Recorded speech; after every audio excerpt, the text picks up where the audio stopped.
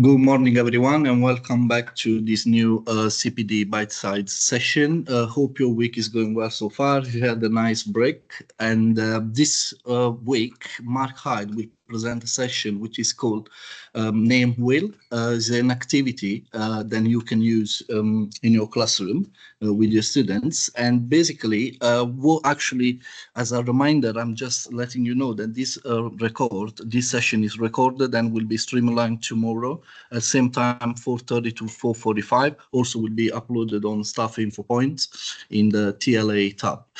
Thanks for joining us, and go ahead, Mark, with the session.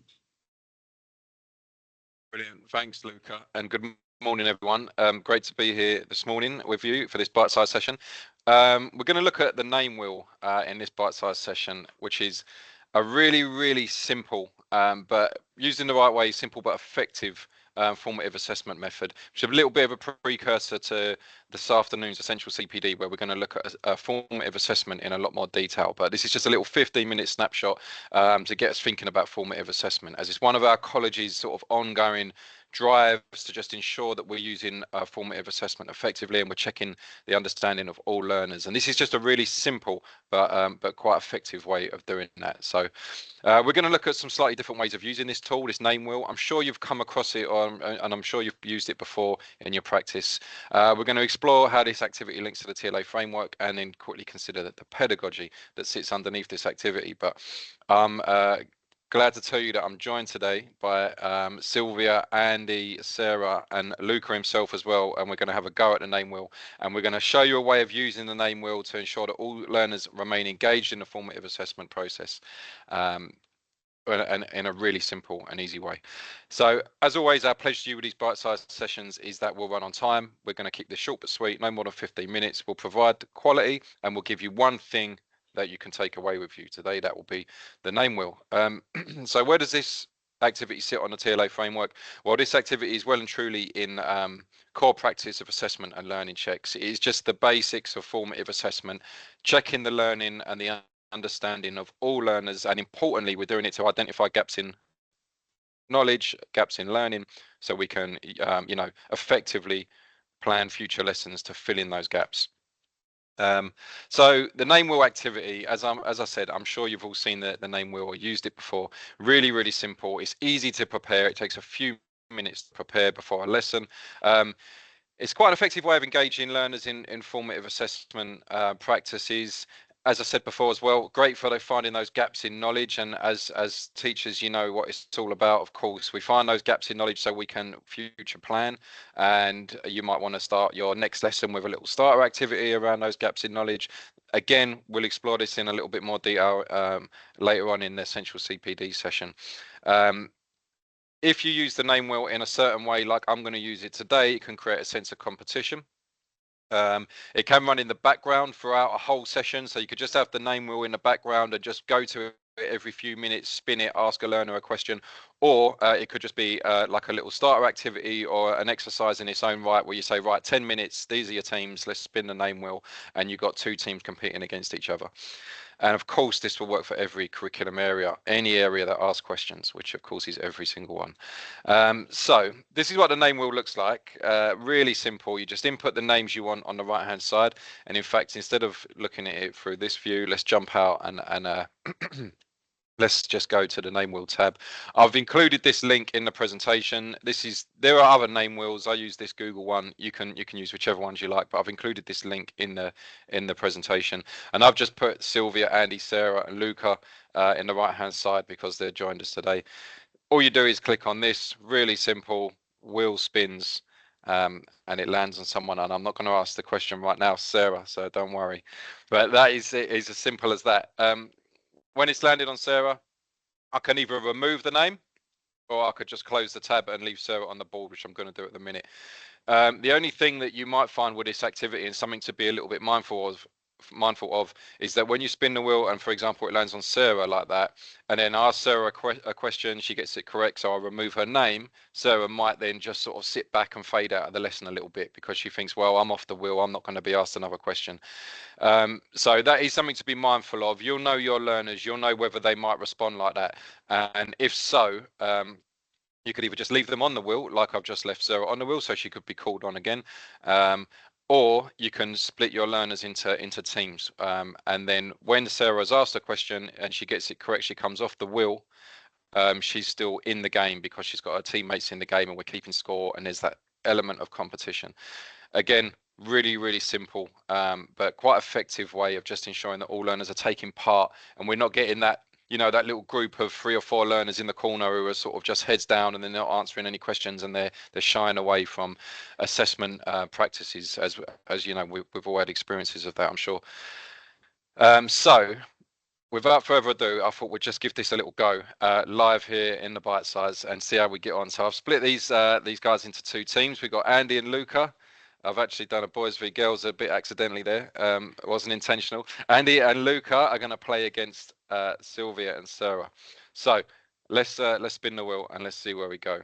Who's going to answer the first question?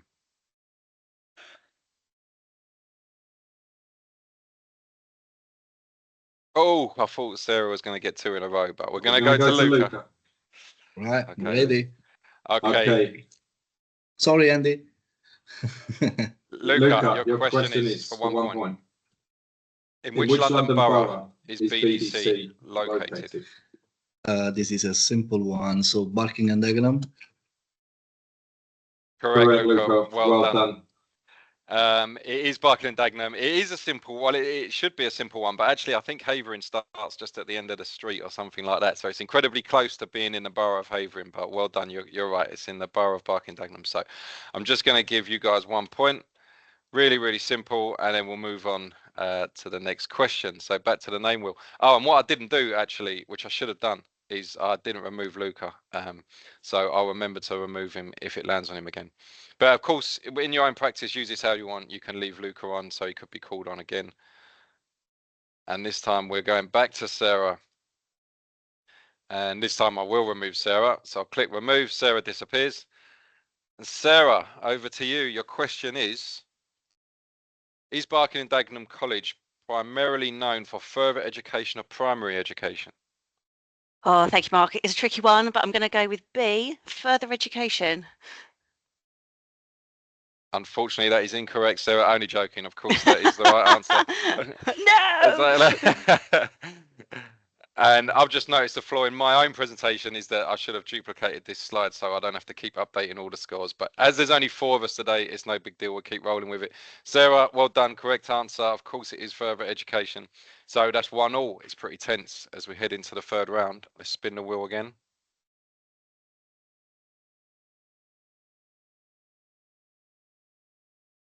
And Luca, it's your lucky day. But don't worry, I'm going to remove you because you've already done your bit. And I want to make sure Andy and Sylvia get their chance to answer a question. Head to head now. Head to head. I know. Oh, where's this going to go? It's gone, Andy. All right. Andy, this is the tough one, Andy. You've got the tough one. Oh, this is a joke. When was Barking and Dagenham College founded? If he doesn't answer correctly, can I go for the right answer? When was Barking and Dagenham College founded? Hang on, let me just think about this because we had our 50th anniversary since I've been here. Oh no. No, no Googling, right, Andy. I'm gonna go because I reckon I was newly here, so I'm gonna go 1961. Andy, according to Google, you are correct. Hey. Well done. Okay, so we've got a score of 2-1 now, and I'm starting to think I really should have planned some sort of tiebreaker question, because as we go and we spin the wheel for the last time, oh, excuse me, I've gone on to a completely different tab there, sorry about that. As we spin the wheel for the last time, we're going to remove Andy, and there's only one left, so it's got to be Sylvia. No pressure. No pressure, Sylvia, no pressure. Okay, Sylvia, so originally, was Barking and Dagenham College known for technical training or performing arts? Right, I'll go for A. Right. Yes. Andy, stop it. I'll go for technical training. Sylvia, you were right. It is technical training. Well done. Which gives us a score of 2-2. which just means that, you know, you guys are just unbeatable and you're all as good as each other. In your own practice, of course, feel free in that instance, it would be great to have like some sort of tiebreaker question or something like that, just to continue with that sense of competition. Obviously, it doesn't really matter where learners are getting questions right or wrong. It's all about the learning process that's involved in this activity. So Sylvia, I'll remove your name and well done. And it's as simple as that. And that's the activity really in a nutshell. A little bit of fun. And I know it's not some sort of game changing activity and you've probably all used it or come across it, I'm sure. But just remembering that we need to involve all learners in formative assessment processes is a worthwhile activity in itself, you know, because as we go towards, you know, endpoint assessments and summative assessments, which I'm sure all of us have got coming up at this time of year, we need to understand where those gaps in learning are, and we need to be able to spot them effectively. So just really quickly, I'll jump back into this presentation mode just to look at some of the pedagogy that underlines this this activity. So from the framework, we're looking at the part really that says formative assessment is used to check for learner understanding and to gauge their progress in lessons. That's taken from the framework, and this tool kind of adds to that because we're checking learners' understanding. This helps them to identify misconceptions so they can be addressed. Also, it's a great way for them to learn from each other, especially when you're doing this kind of team activity there, because okay, we're doing it online, but in a classroom setting, Andy and Luca and Sylvia and Sarah could maybe confer with each other and they could help to share answers and share understanding. We're gauging learners' progress all the time. That means progress on their course, but also just progress throughout a lesson. Are they getting towards the lesson aims? Are we achieving those lesson aims, or do we need to sort of turn a corner and try something a little bit different? This helps us teachers find those gaps in knowledge, and we can plan our future lessons accordingly. And through engaging sort of formative assessment processes, learners receive that, you know, in lesson constructive feedback. So this obviously helps them to understand strengths and also helps them to understand areas for improvement. So this is just that verbal feedback when you're giving them a response to an answer to a question. All of that just continues to develop our learners and develops their metacognitive abilities and helps them to understand in the long term rather than just in that moment. And I think that's it. I just want to say a massive thank you to Andy, Sylvia, Luca and Sarah for taking part in the activity. Really appreciate you guys doing that. And I hope you all have a great day. Looking forward to the Essential CPD later. We'll see you all there. And I'll hand back to you, Luca. Yes, thanks, Max. Great activity. Actually, we got a question in a chat box from Akinola. So she's asking if we can use the wheel if we have a large group. I would say yes, definitely. Also, thanks to Thomas Leselud, who actually shared a link for an alternative activity, which is similar to this one. So Akinola, just in case, you can use that link from Thomas as well. Again, thanks all of you for joining this session. The content of this session will be shared with you through an email, which I will send it later on, and you can watch the record session through Staff Info Point.